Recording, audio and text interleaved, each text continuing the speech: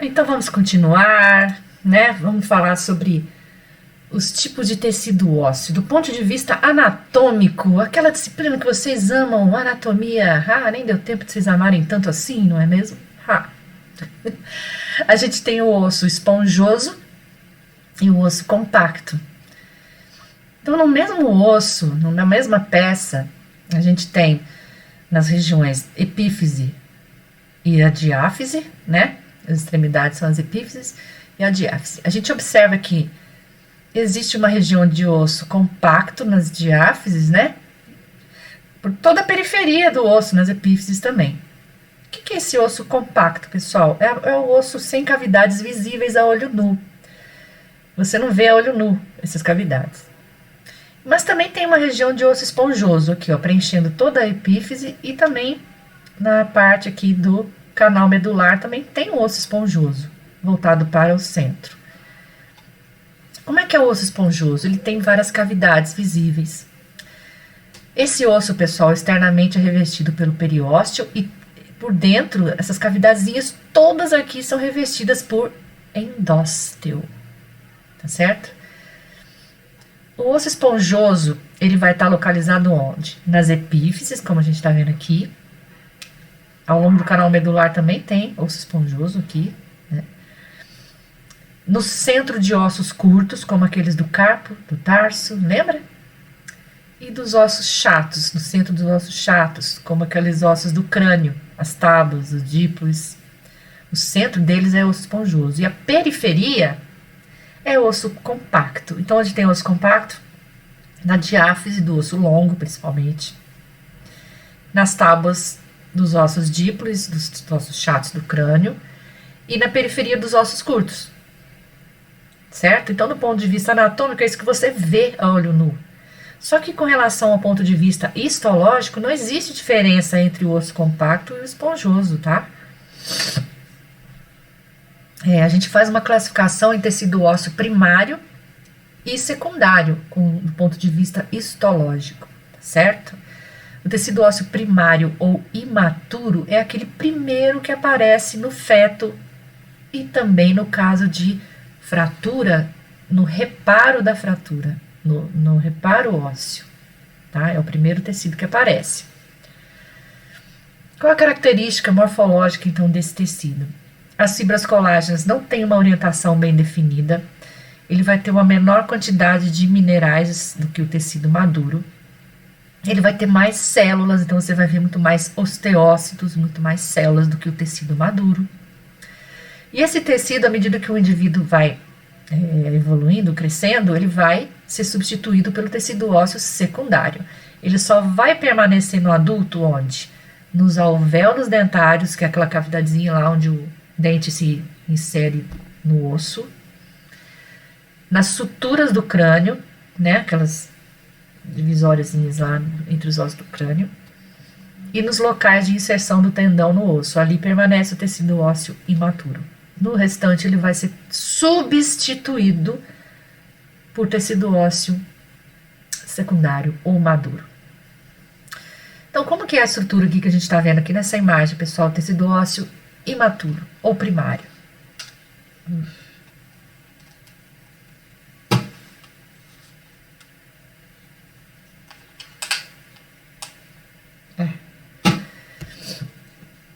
Bom, pessoal, aqui a gente tá vendo toda essa região aqui tá rosinha, tá vendo? Bem coradinha. É matriz óssea. Então, as células do tecido ósseo imaturo, aqui no caso ele acabou, tá sendo produzido, né? Então, a gente tem aqui um tecido mesenquimal, tá? Que é o conjuntivo primário, né? Primitivo do organismo. Ele vai ter locais chamados centros de ossificação, onde vai haver diferenciação de células osteogênicas em osteoblastos e eles vão começar a produzir matriz. E aqui já está mais avançadinho um pouco, né? A matriz vai sendo produzida, o osteoblasto fica aprisionado, é chamado então agora de osteócito. E aqui a gente está vendo a formação de várias estruturas que parecem umas divisórias, tá vendo? Delimitando compartimentos. Isso aqui, pessoal, são chamados trabéculas ósseas. tá bom?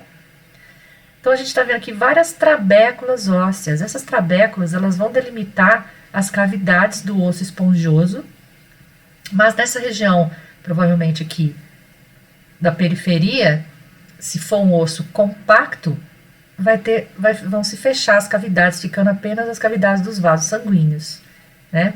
O osso compacto não tem cavidades, como o esponjoso.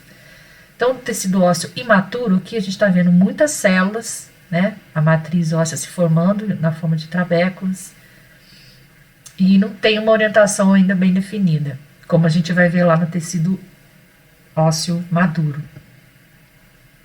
Já o tecido ósseo maduro aqui, pessoal, foi feita a preparação por desgaste. Nesse jeito aqui de preparar a lâmina, que a gente consegue observar a organização das fibras colágenas na forma a forma concêntrica ou paralela dessas fibras. E a gente chama essa organização delas em camadinhas chamadas lamelas. O que é lamela? É pequena lâmina, tá certo?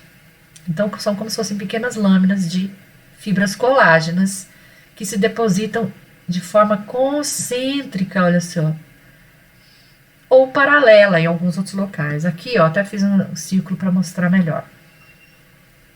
Tem um vaso sanguíneo aqui. Ah, mas cadê, professora?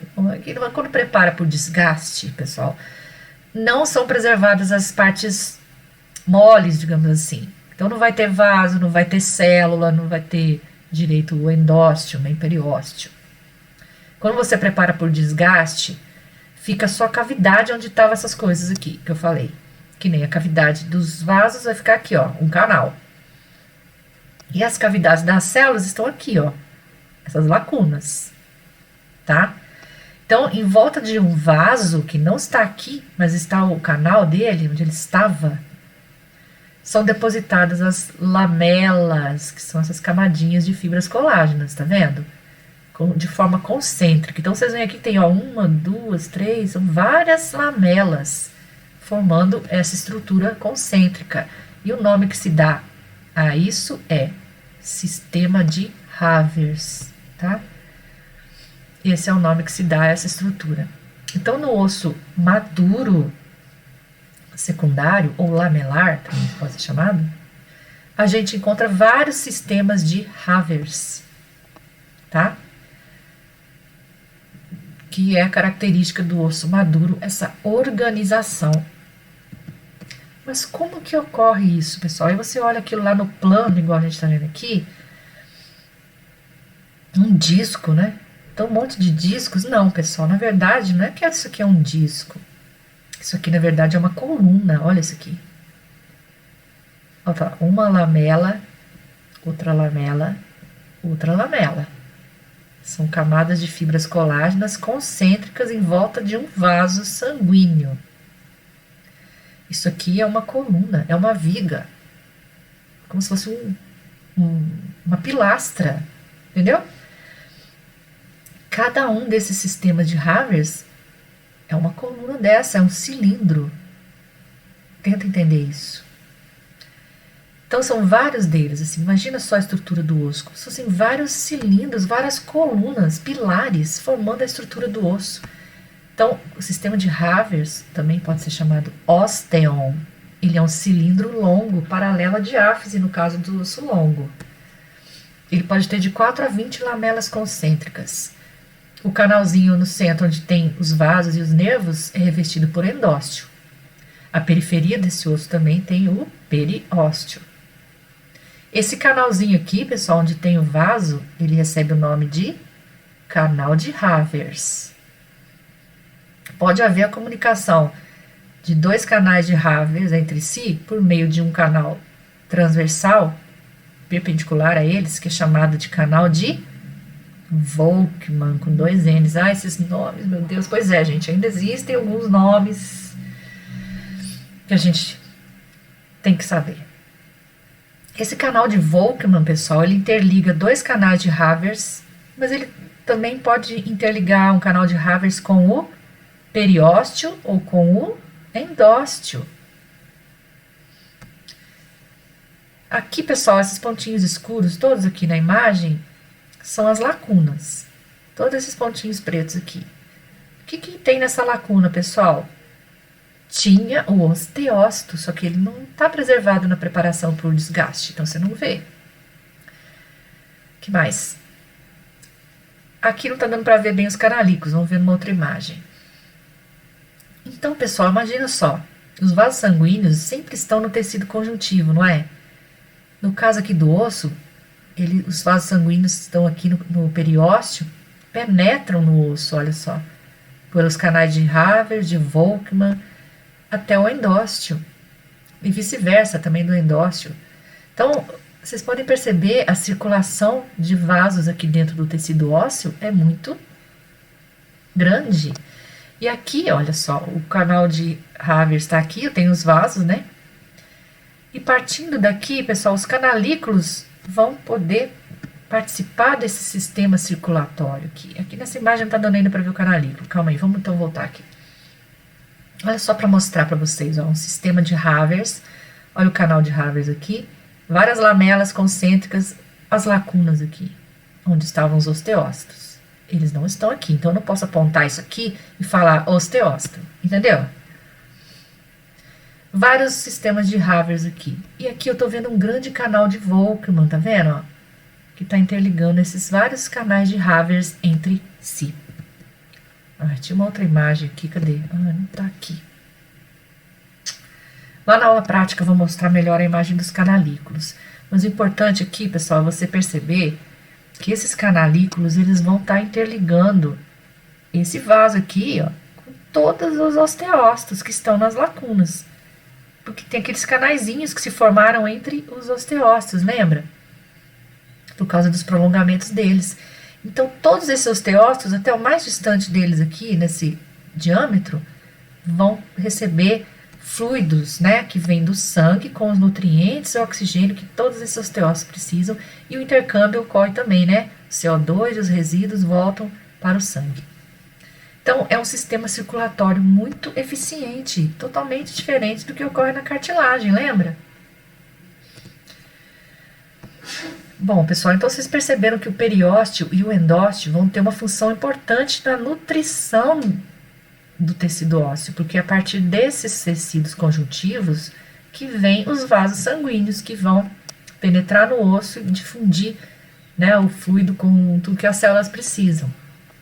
Por outro lado, o periósteo e o endósteo também vão ter uma função importante no crescimento do osso, assim como lá no pericôndrio, né, pessoal, tinha também essa função de nutrição e crescimento da cartilagem aqui também. Só que aqui vão ser as células osteogênicas ao invés das condrogênicas lá da cartilagem, e aqui também tem endósteo. Lá na cartilagem só tinha o pericôndrio, aqui tem periósteo e endósteo. E aí vai ser importante também no reparo do tecido ósseo. Quando ocorrem fraturas do tecido do osso, o periósteo e o endósteo vão ser importantes para reparar esse osso.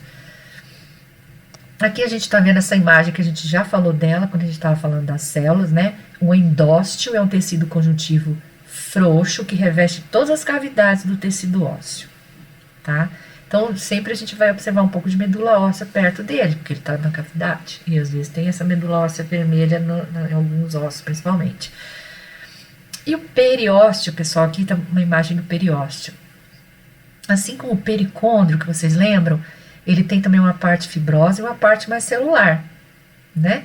A parte fibrosa tem muitas fibras colágenas, e a parte celular vai ter as células osteogênicas, que vão se diferenciar em osteoblastos, essas células bem volumosas aqui, que estão bem junto da matriz óssea, que é essa bem acidófila, corada pela eosina e muito homogênea, tá vendo? Ela é bem homogênea, lisinha, né? E o periósteo, então, vai ser a fonte de novos osteócitos para o crescimento do osso, né? Então, os osteoblastos produzem a matriz, ficam aprisionados nela e passam a ser chamados de osteócitos. Aqui vocês estão vendo uma imagem do tecido ósseo, né? Os osteócitos em lacunas.